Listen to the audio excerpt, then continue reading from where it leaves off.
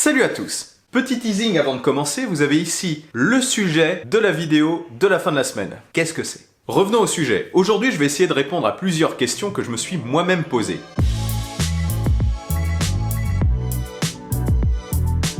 Pourquoi acheter une Apple Watch? Laquelle choisir? Est-ce que ça vaut le coup de prendre l'Apple Watch série 3 ou est-ce qu'il vaut mieux prendre son mal en patience et attendre une hypothétique Apple Watch série 4?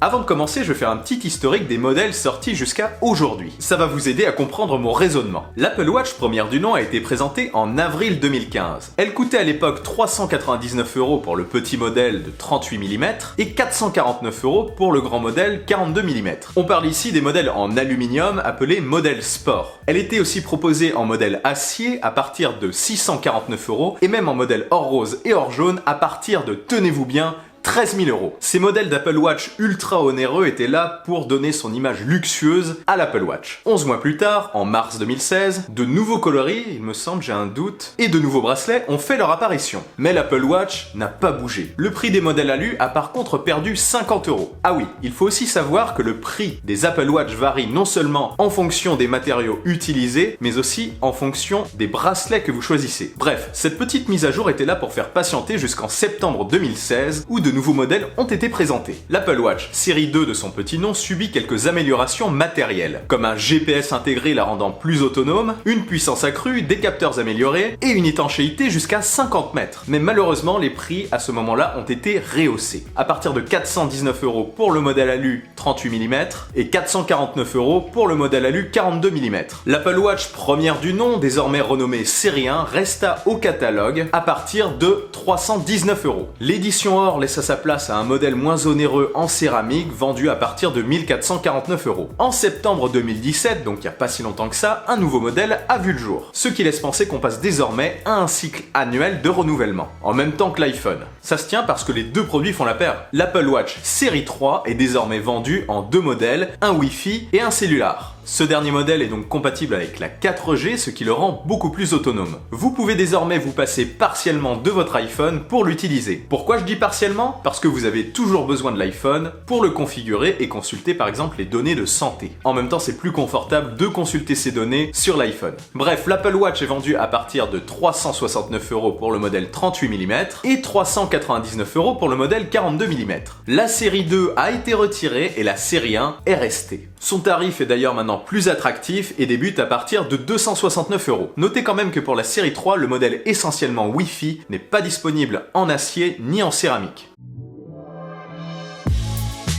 D'abord, qu'est-ce que l'Apple Watch? À quoi ça sert? Est-ce totalement gadget? Tout d'abord, au même titre que l'iPhone est à l'origine un téléphone, l'Apple Watch est à l'origine une montre. Mais en plus de donner l'heure, elle peut tout d'abord être perçue comme une extension de l'iPhone. Vous pouvez consulter vos notifications d'un œil discret sans avoir à sortir votre smartphone de votre poche. C'est un geste plus élégant à effectuer lorsque vous êtes en compagnie que d'avoir les yeux rivés constamment sur votre iPhone. Et souvent, il faut l'admettre, lorsqu'on a sorti notre iPhone de notre poche, on ne se contente pas de consulter les notifications. Ça peut vous permettre de décrocher un peu en somme. Mais vous allez me dire, oui, mais on quitte un écran pour un autre. Vous n'avez pas totalement tort, mais vous y passerez moins de temps. Il convient aussi en parallèle de faire le tri dans ces notifications pour ne plus être envahi. L'Apple Watch vous permet également de répondre à des appels, à des messages ou à des mails et de profiter de nombreuses applications. Couplé à des écouteurs Bluetooth comme des AirPods, ça peut vraiment être pratique. Vous pourrez alors par exemple dicter le message. Elle est vraiment une extension de l'iPhone. Vous pouvez par exemple l'utiliser comme déclencheur à distance pour prendre vos photos, contrôler la lecture de musique, etc. Mais c'est également et principalement un tracker d'activité et un coach sportif. Un système d'anneaux colorés vous fixera des objectifs à accomplir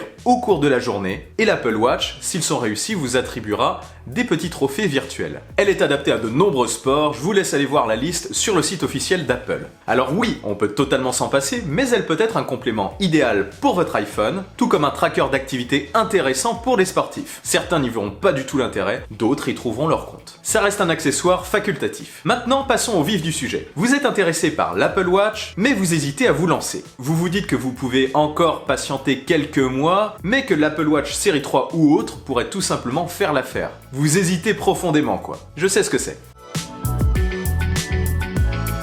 Alors d'abord, pourquoi acheter une Apple Watch série 3 ou un autre modèle? En gros, pourquoi ne pas attendre? Déjà parce que je pense qu'il faudra attendre jusqu'à septembre, donc encore 8 mois, avant qu'un nouveau modèle ne voie le jour. Si vous regardez cette vidéo environ 2-3 mois avant septembre, franchement, attendez. Par contre, si aujourd'hui l'Apple Watch vous fait de l'œil et que vous ne voulez pas attendre, que vous voulez l'avoir et vous remettre au sport quand le beau temps arrivera par exemple, eh bien allez-y.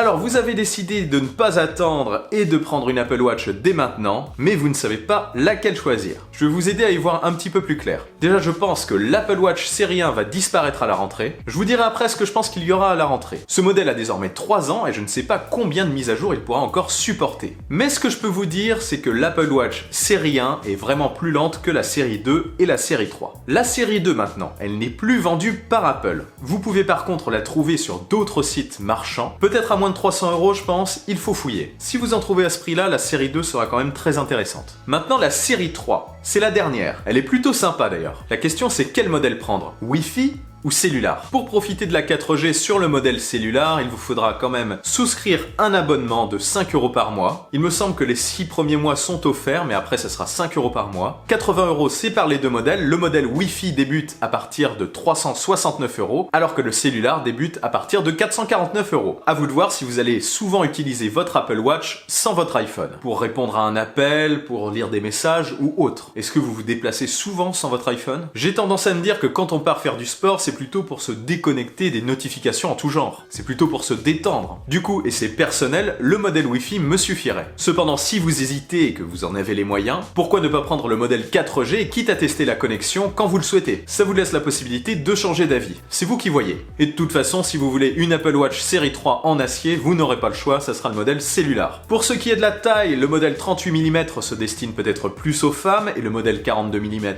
aux hommes. Après, je vous conseille quand même d'aller l'essayer en magasin pour vous faire une idée. Vous avez aussi la possibilité de tester les différentes tailles via l'application Apple Store. Pour ce qui est de la finition aluminium, acier ou céramique, là ce n'est qu'une question de goût et de budget. Le modèle Wi-Fi n'est par contre, comme je vous le disais, disponible qu'en aluminium.